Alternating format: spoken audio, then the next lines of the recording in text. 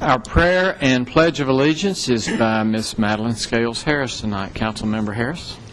Thank you, Mayor Bragg. I'm going to help Vice Mayor Bratchett out tonight. All right. May we bow our heads. Dear Heavenly Father, we come to you just thanking you for blessing us, Lord, to see this a day that wasn't promised to us, Lord. And Lord, we ask your blessing among the many that are homeless. We ask your blessings for those that are fighting overseas, that we will have the freedom that we enjoy. And Lord, as we prepare to handle the business of the city, we ask that you move among us and just bless us in the decisions that we make, that it will be best for the citizens of Murfreesboro. This is our prayer we ask in your darling Son's name. Amen. Amen. Amen.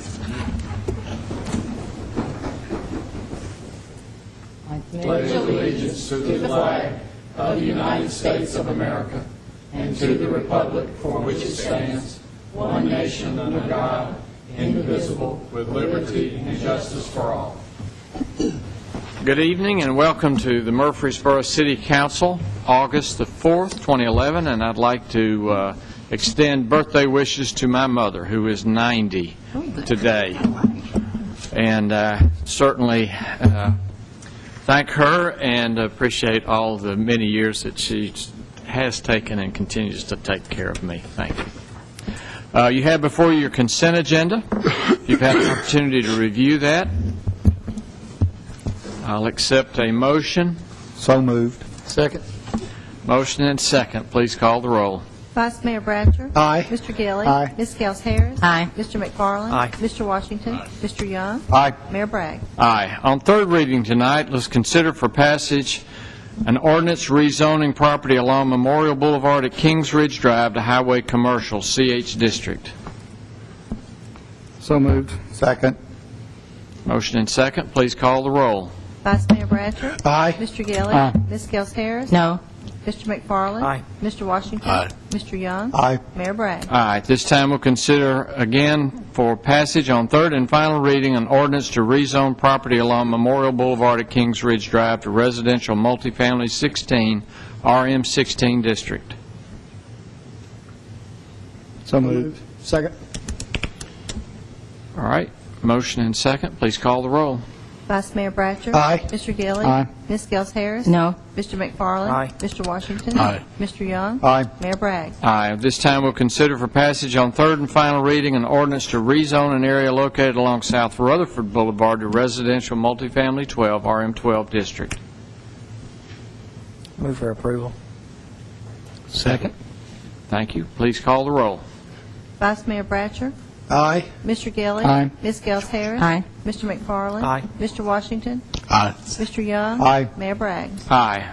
This time we'll consider for passage on first reading an ordinance amending Murfreesboro City Code Chapter 2 Administration Article 9, or 11, excuse me, Workers' Compensation Self-Insurance Program by deleting Sections 2-201 through 2-204 dealing with workers' compensation, and this will also include adoption of the revised Employees Handbook Section 4007.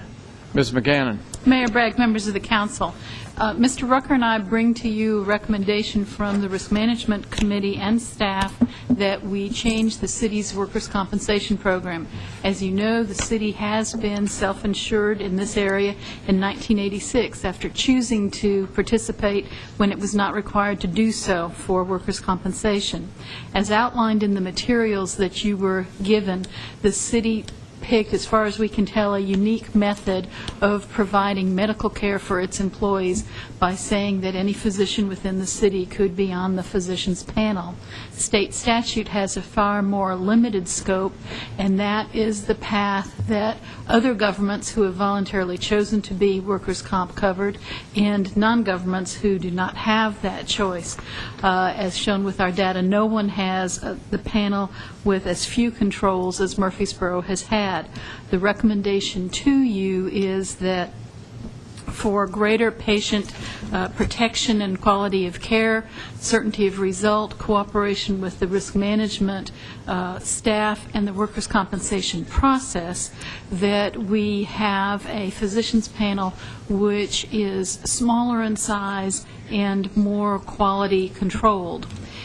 This recommendation would have been made to you independently, but in addition, there was a legislative change in the last session of the General Assembly, which places particular legal emphasis on the opinion of the treating physician in making legal determinations about workers' compensation claims.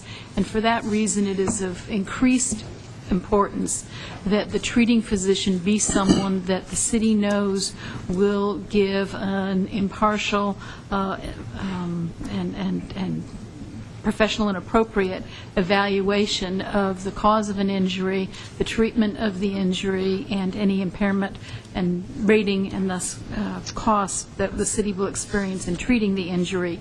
We outlined to you several examples of why we thought this would be better protection for employees.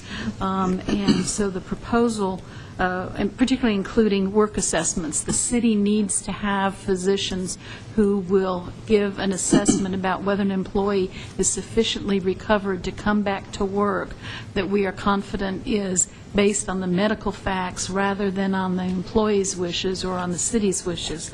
And so the proposal to you is to delete the provisions in the city code, to delete the ordinance references, and to reflect city policy relative to the workers' compensation program, including the physicians panel, through adoption of a revision to the employee handbook section that deals with this issue.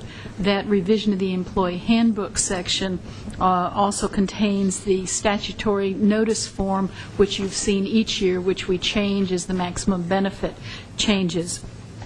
The change, if adopted by the council, would apply only to workers' compensation injuries that occur on or after October 1st. Any city employee who is currently being treated by a physician of his or her own choosing for an injury that they have already experienced, or frankly one that is experienced up to the end of September, would continue to be able to be treated by that physician. This would not make a change in who current treating physicians are for current injuries. It would be prospective only. And we've identified for you the factors that would go into creating the panels of physicians that would be offered to employees. This would be information that would be provided to them, and employees would still have a choice. Depending upon the specialty, they would have a choice between 3 or 5, at a minimum, physicians. So it is not an absolute restriction. It's simply narrowing the choices to physicians who risk management knows from experience will provide good care to our employees. We also believe this may provide cost benefits. Be happy to answer questions about the proposal and its reasons. All right, you have this ordinance amendment and also the adoption of a revised employee handbook section before you. Are there any questions from Ms. McGannon?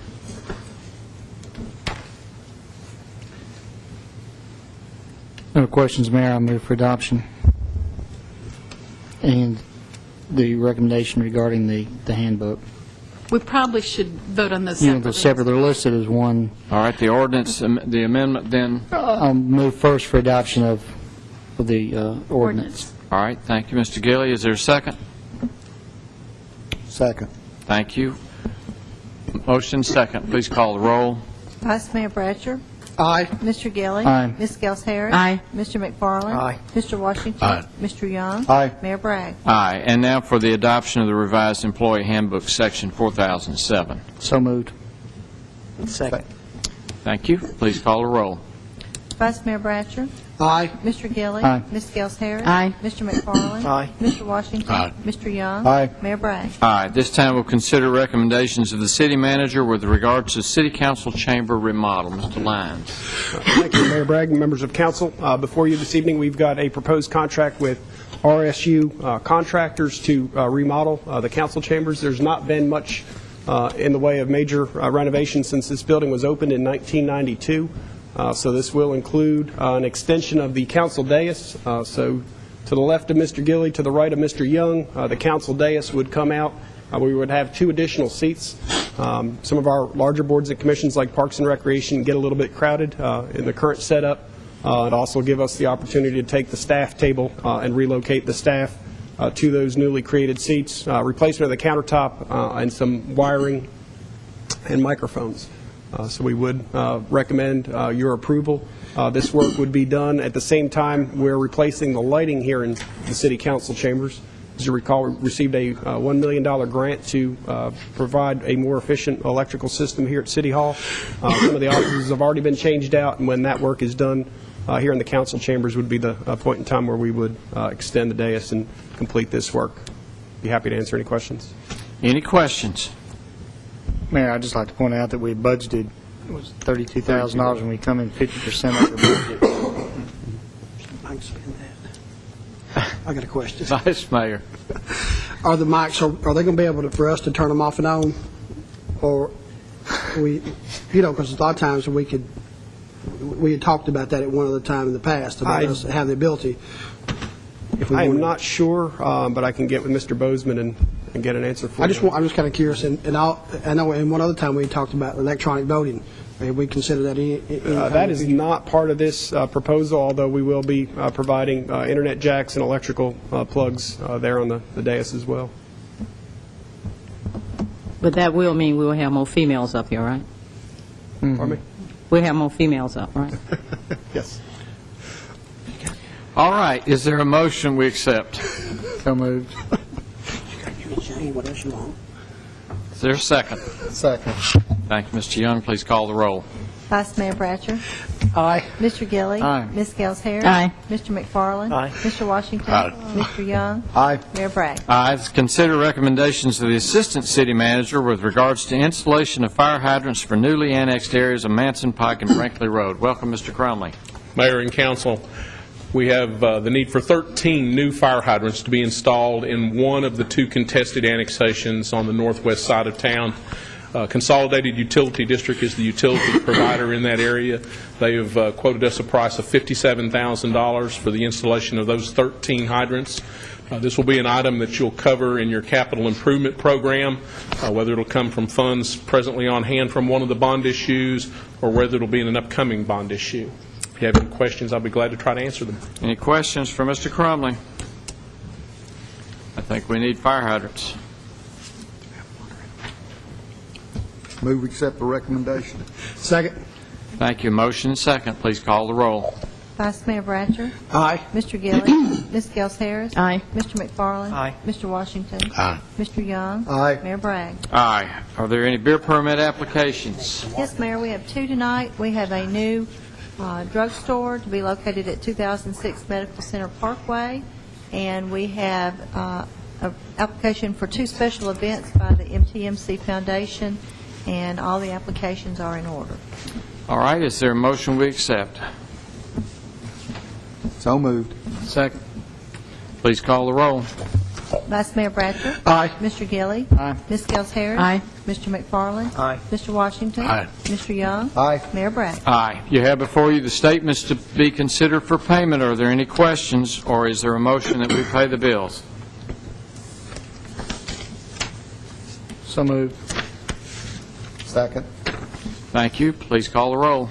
Vice Mayor Bratcher. Aye. Mr. Gilly. Aye. Ms. Gels Harris. Aye. Mr. McFarland. Aye. Mr. Washington. Aye. Mr. Young. Aye. Mayor Bragg. Aye. Is there any other business from the council or staff to come before the council? If not, you're adjourned.